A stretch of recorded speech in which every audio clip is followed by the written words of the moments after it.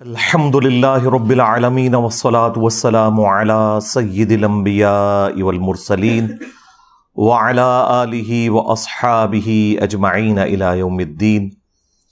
الحمدللہ آج 16 جولائی 2023 کو سنڈے کے دن ہمارا یہ پبلک سیشن نمبر 103 منعقد ہونے جا رہا ہے۔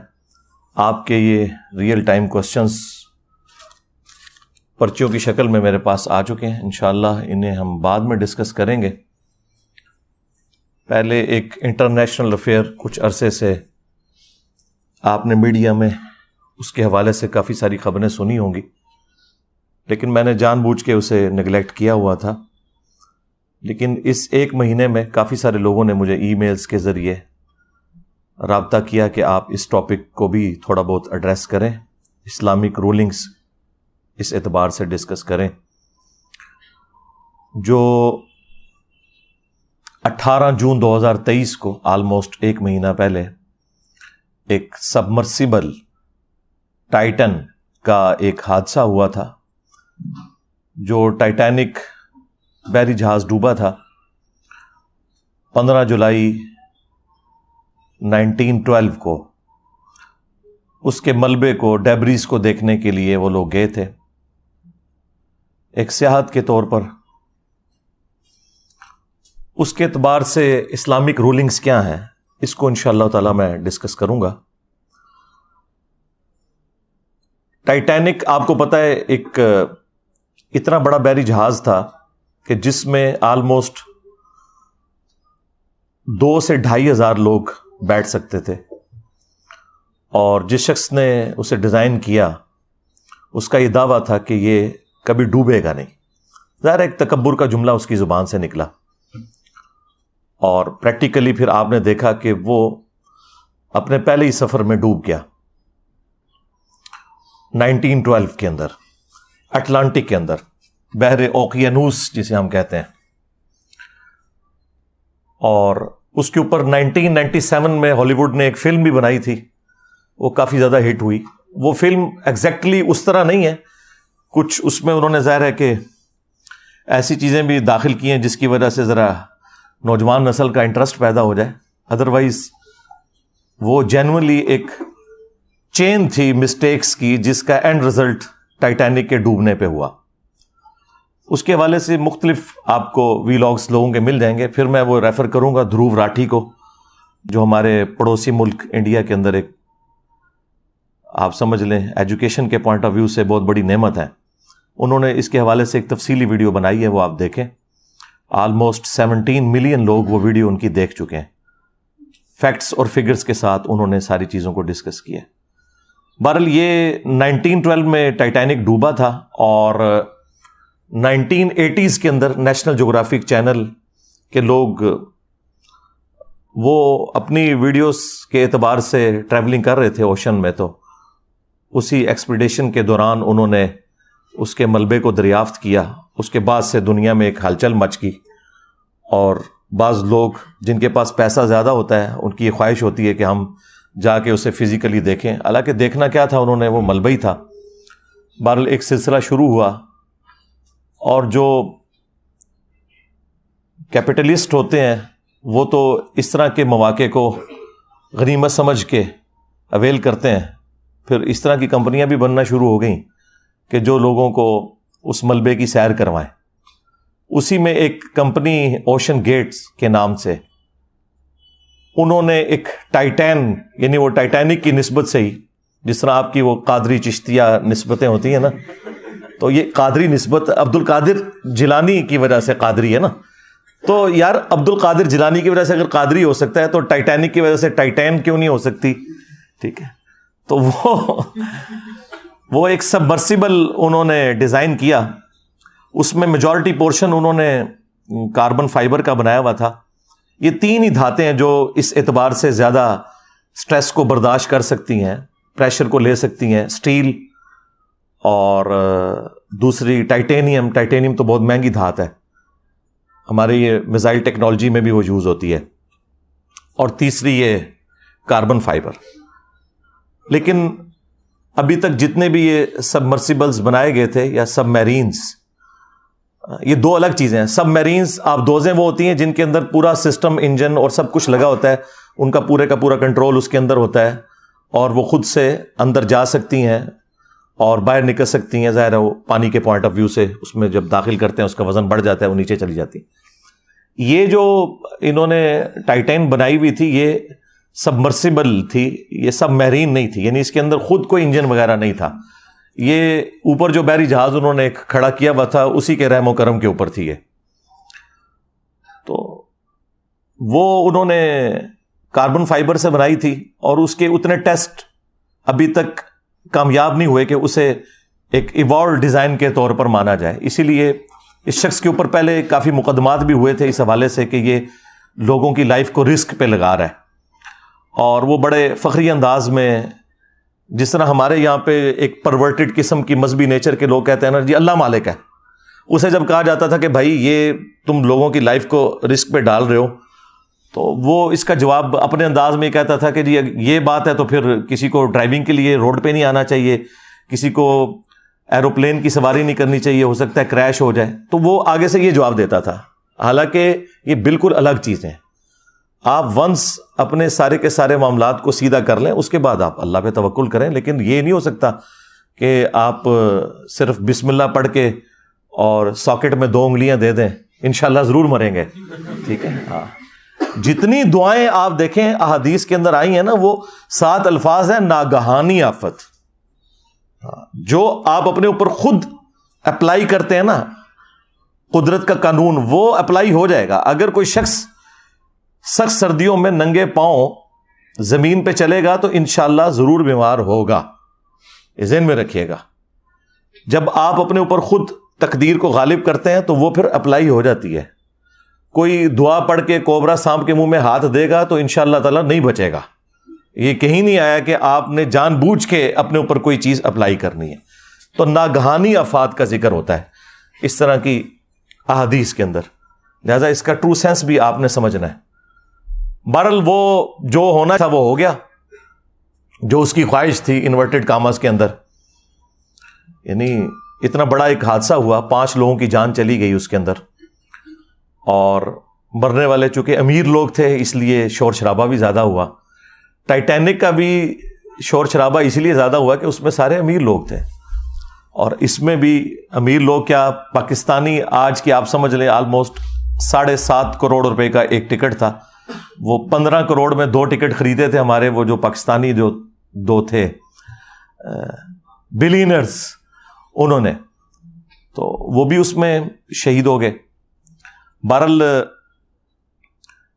پیرلل میں اسی وقت آپ دیکھیں کہ یونان کے پاس ایک کشتی کو بھی حادثہ پیش آیا جس کے اندر آلموسٹ 700 لوگ سوار تھے اور 500 سے زیادہ اس میں بھی شہید ہوئے. لیکن اس کی خبر اس طریقے سے دنیا میں نہیں آئی کیونکہ وہ مرنے والے غریب لوگ تھے, تارکین وطن تھے. باقی وہ جو اللیگل طریقے سے جا رہے تھے وہ تو چیز غلط ہے, لیکن انسانی جان کی تو حرمت ہے نا. وہ تو سورۃ المائدہ میں اللہ تعالیٰ نے واضح فرمایا کہ جس نے ایک جان کو بھی ناحق قتل کیا سوائے 2 ایکسیپشنز کے, یا وہ شخص فساد فی الارض کرنے والا تھا یا وہ قتل کے بدلے قتل والا معاملہ, اور وہ بھی جوڈیشری کے تھرو. ان 2 استثناء کے سوا کسی نے اگر کسی ایک جان کو بھی قتل کیا تو گویا اس نے پوری انسانیت کا قتل کر دیا, اور جس نے ایک جان کو بچایا گویا اس نے پوری انسانیت کو بچا لیا. بہرحال وہ غریب لوگوں کا تو اتنا کوئی پرسان حال نہیں تھا. بعد میں جب تھوڑی بہت ہمارے جیسے جن کو آپ لبرلز کہتے ہیں انہوں نے آواز اٹھائی تو اس کی وجہ سے دنیا کو ہوش آیا کہ یار یہ غریب لوگ بھی مرے ہیں, ان کے بارے میں بھی کوئی خبر آنی چاہیے. تو وہ جو 5 لوگ اس حادثے میں جاں بحق ہوئے ان میں اس ٹائٹین کا خود مالک بھی تھا, وہ بھی اس میں بیٹھا ہوا تھا. شاید اسی کی وجہ سے لوگوں کو یہ کانفیڈنس آیا کہ یہ اس کے اندر بیٹھا جا سکتا ہے. لیکن اس کے بیٹھنے سے کیا فرق پڑنا تھا, وہ تو ڈوب گئی. کوئی چھوٹا موٹا سفر نہیں تھا, 12,000 فٹ سمندر کی تہہ کے اندر. تو یہ آلموسٹ آپ سمجھ لیں 4 کلومیٹر بنتا ہے. جہاں پہ جا کے آلموسٹ 400 ٹائمز پریشر زیادہ ہو جاتا ہے جو کہ ہم ساحل سمندر کے اوپر یا سمندر کی اوپر والی سرفیس کے اوپر فیل کرتے ہیں. تو اس کے اندر تو کچومر نکل جائے گا بندے کا اگر وہ پھٹتی ہے. اور وہ پھٹی آپ کو پتا ہے کتنی دیر میں ہے جی؟ 1 ملی سیکنڈ کے اندر، جو آنکھ ریکارڈ بھی نہیں کر سکتی. امپلوڈ ہو گئی. ایک ایکسپلوڈ ہونا نا چیز کا کہ پھٹنا ایسے، ایک ہے کہ باہر سے اتنا پریشر لگا کہ اس کا کچومر نکل گیا. اور اس حادثے نے دنیا کو یہ سبق سکھایا کہ جو لوگ یعنی اسباب کو صحیح طریقے سے اڈاپٹ نہیں کرتے اور پھر اس قسم کے جب حادثات ہوتے ہیں تو اس کے بعد سب سے پہلے اپنے آپ کو ملامت کرنا چاہیے. ہاں اگر آپ نے اسباب صحیح طریقے سے اڈاپٹ کیے اور پھر کوئی ایک حادثہ ہو جائے وہ ایک معاملہ الگ ہے. اس کے بارے میں تو واضح حدیث موجود ہے صحیح مسلم کے اندر، اے ابو ہریرہ جو چیز تجھے نفع دے اس کے لیے خوب کوشش کرنا، کاہلی نہ کرنا، سستی نہ کرنا، اور پھر اللہ سے مدد طلب کرنا. یہ نہیں ہے کہ آپ خالی پیپر کے اوپر دروشی پڑھ کے پھونک کے آ جائیں، انشاءاللہ فیل ہو جائیں گے. جو چیز تجھے نفع دے اس کے لیے کوشش کرنا، سستی نہ کرنا، کاہلی نہ کرنا، اور پھر اللہ سے مدد طلب کرنا. پھر بھی اگر رزلٹ تیرے خلاف آئے تو پھر کہنا جو اللہ کی مرضی. پھر آپ نے یہ کہنا جو اللہ کی مرضی، اور یہ نہ کہنا کہ اگر یہ ہو جاتا تو اگر وہ ہو جاتا، اگر مگر شیطان کا دروازہ کھول دیتا ہے. یعنی اس کا مطلب یہ نہیں کہ آپ اپنے اس کیجول کو ریوزٹ نہیں کر سکتے، وہ کریں آپ ضرور، لیکن ہوتا ہے نا بعض لوگ پیڑ ڈال کے بیٹھ جاتے ہیں کہ بس میری زندگی ختم ہی ہو گئی جی، بس میرے کو ہو گیا جی. یہ معاملہ نہیں ہونا چاہیے جو آپ بالکل ایک روگ لگا کے بیٹھ جاتے ہیں.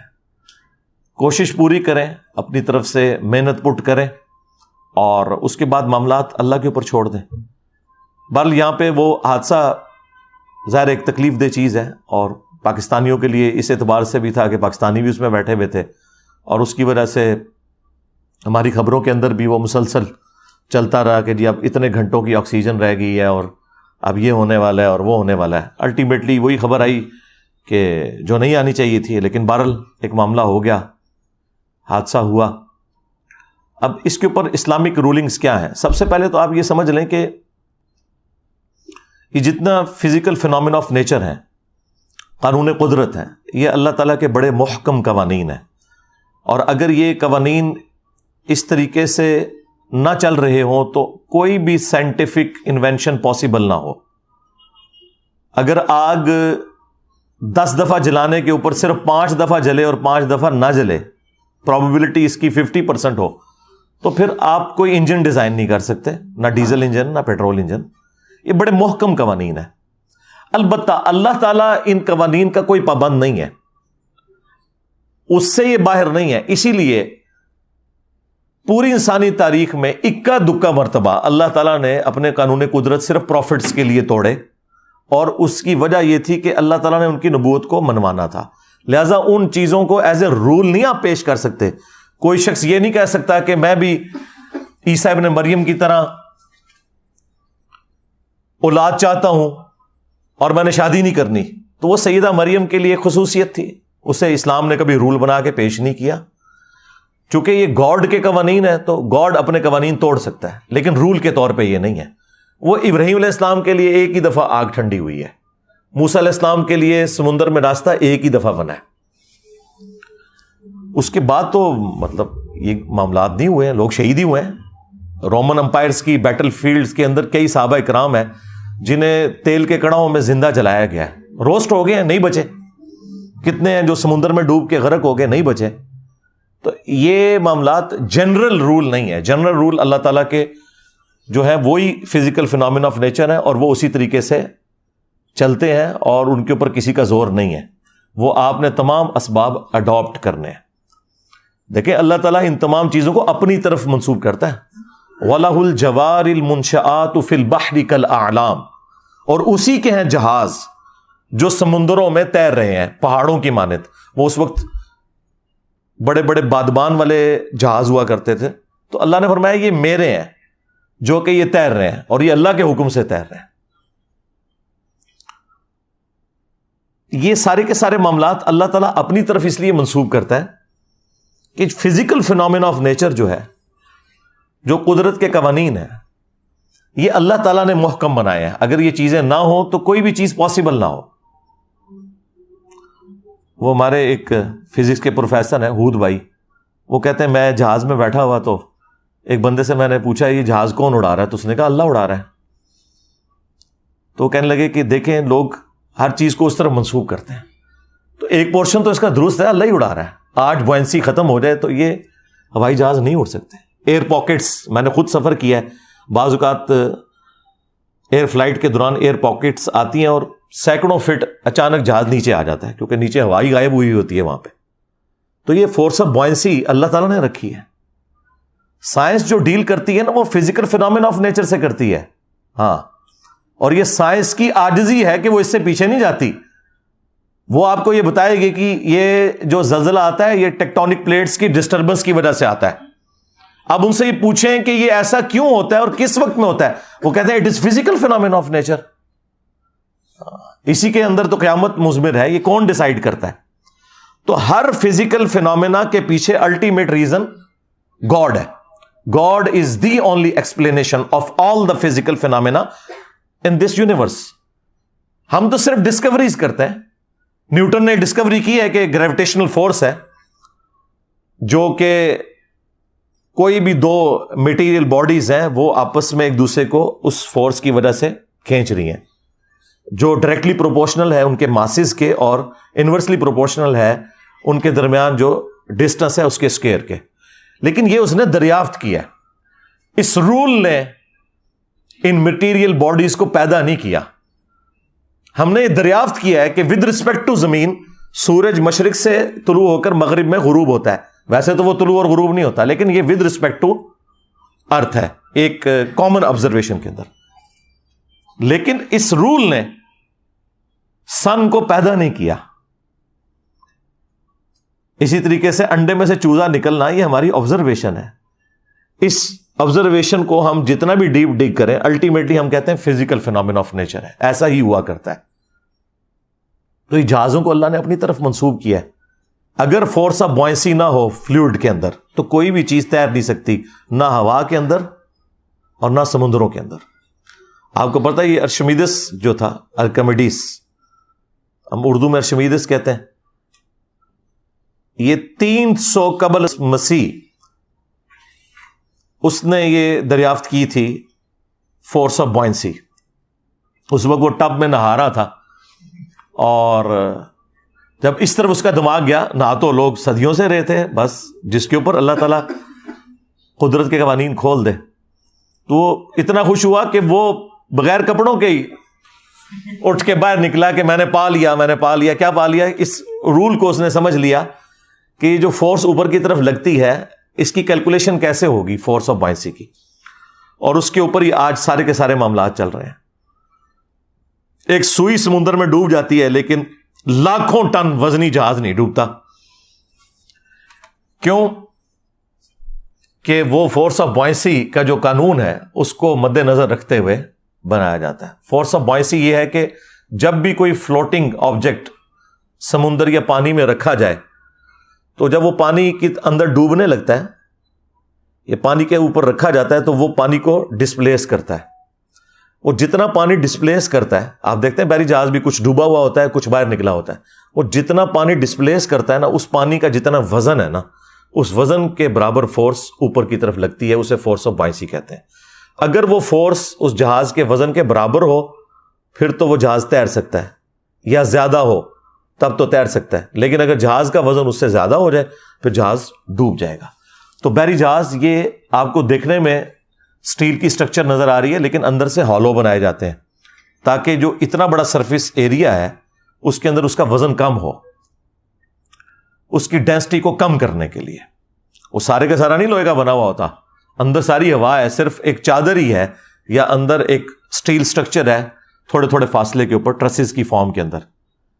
تو اسی لیے ہوائی جہاز ہوا میں اڑتے ہیں کہ وہ فورس آف بوئنسی کو اوور کم کر لیتے ہیں اور وہاں وہ آپ چیز اپلائی کرتے ہیں جیٹ انجن کے ذریعے. ظاہر ہے کہ وہ جہاز کو آپ جتنا بھی ہلکا بنائیں ہوا سے زیادہ ہلکا تو نہیں بنا سکتے، تو وہاں پہ پھر ہم انجن کو یوز کرتے ہیں تاکہ فورس آف بوئنسی جو ہے وہ پلس یہ سپورٹ کر سکے کہ وہ اڑ سکے۔ اور یہاں پر جو بحری جہاز ہے